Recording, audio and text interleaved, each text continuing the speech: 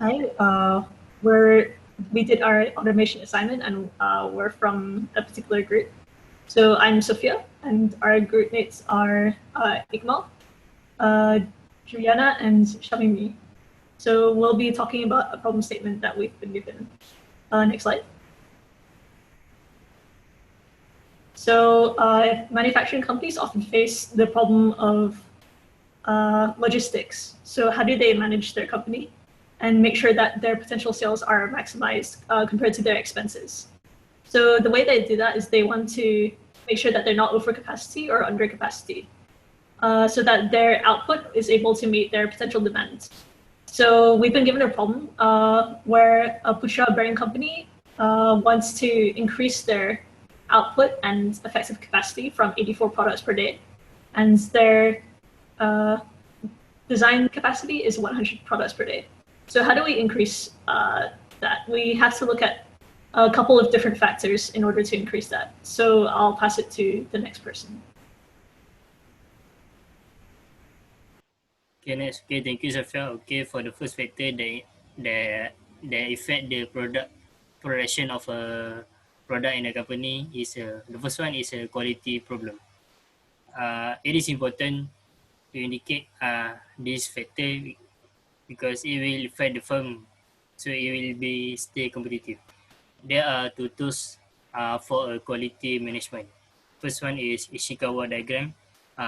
This tool indicate the issues that are related is a raw materials issue, and the second one is Pareto Lorenzo diagram. For this one, is the issues is related to the machine failure.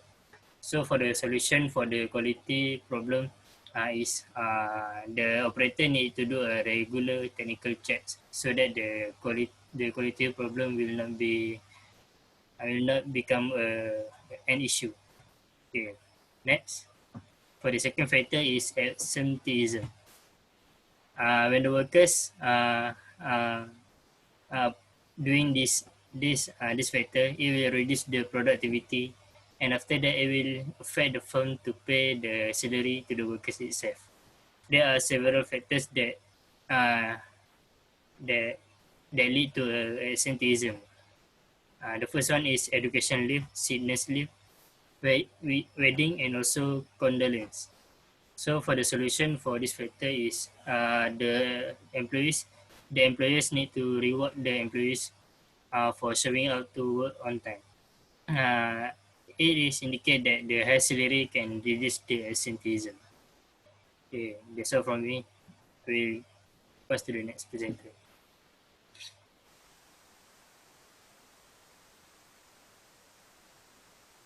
Okay, so for automation types, uh, for the factor of automation, we have a couple different types of automation, which are fixed automation, programmable automation, and flexible automation. So fixed automation is meant for high volume manufacturing and has a high initial investment for the custom engineered equipment that you need. Programmable automation is if you want customization for your products, and flexible automation is when you want your products to be able to be changed with no change over time. So there are also automation production systems. It's also split into computerization of manufacturing systems. So that's where you integrate computerization into your manufacturing systems, like the quality control or product sorting. And we can also look at the factor of factory layouts to improve the output. For example, if we take like a fixed factory layout, then we're able to specialize the stations that the tasks that are at each station. So then the tasks at each station will take a shorter time since they're specialized to do that. And if there's a shorter time for manufacturing, that means that there will be more products that are able to be manufactured each day, which means that the output and the effective capacity will be increased. Next slide. So for production planning, it's mostly about management of resources. So you need to figure out what kind of resources that you have, for example, human resources or material resources or assembly resources. And there are constraints that can affect how many products that you can output or your effective capacity.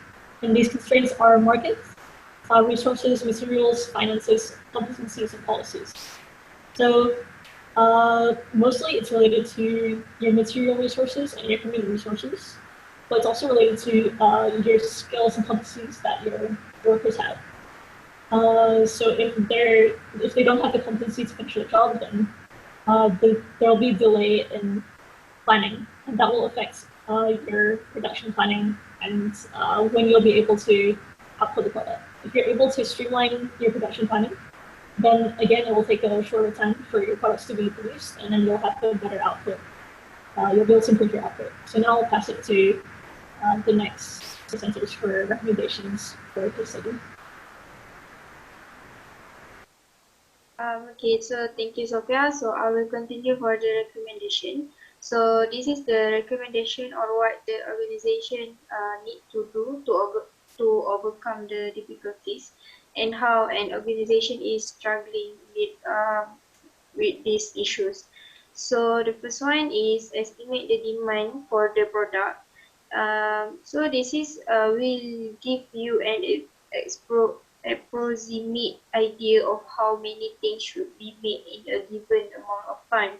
So this is estimate is based on a combination of past production trends and new potentially relevant market trends. So the demand management is the function that responsible for identifying all prospective demands on its manufacturing system. So this management is in charge of identifying, capturing, and interpreting all of this demand. So next slide.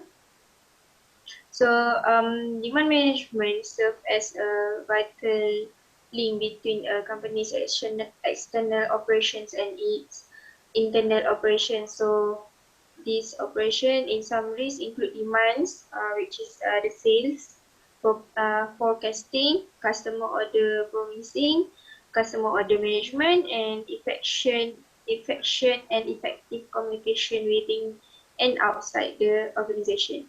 With the planning and control actions, demand management assists a corporation in coordinating all demands for capacity, which is the inventory, production time, resource, and so on. So the building the professional demand management function can benefit even for the tiny businesses. So I will pass to the next presenter. Okay, thank you, Juliana. So I will continue for the next recommendation, which is consider your production alternative. So when it comes to the production decision, take a demand versus capacity utilization approach. So that the businesses that use this strategy will be able to manage their demand requirement, workforce availability, and labor expenses. So then the company will have to make demand-driven decision, which it will allow you to operate your business more slowly and conserve energy without sacrificing production or customer service. So next, the problems with product quality also can be costly. Quality business intelligence can be obtained by investing in a business system that can handle all warehousing, production, quality, and also the customer service requirement. Okay, the next is to improve intelligence that can lead to more accurate root cause analysis and product defect monitoring. So as a result, an integrated system will enable proactive quality monitoring across the entire production organization. The next is regulatory compliance. So you can make you can save a lot of time and work by anticipating and avoiding problems before they happen, and also you can maintaining the high quality. So you have also to concentrate on the process rather than product and its associate cost. And lastly, you have to make a list of specifics of the present process so it can see that all the entire system rather than just the section of it. Okay, for a conclusion, we can say that it is important to know the source that can affect the production line.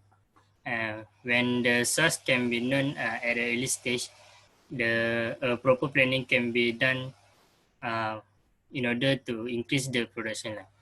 When the production line can be increased, it will increase the profit of the company, and the company can stay competitive in the industry. Furthermore, the proper planning is a must to adapt in the current changes, especially in this time that include the pandemic itself. Okay, I think that's all from us. Thank you.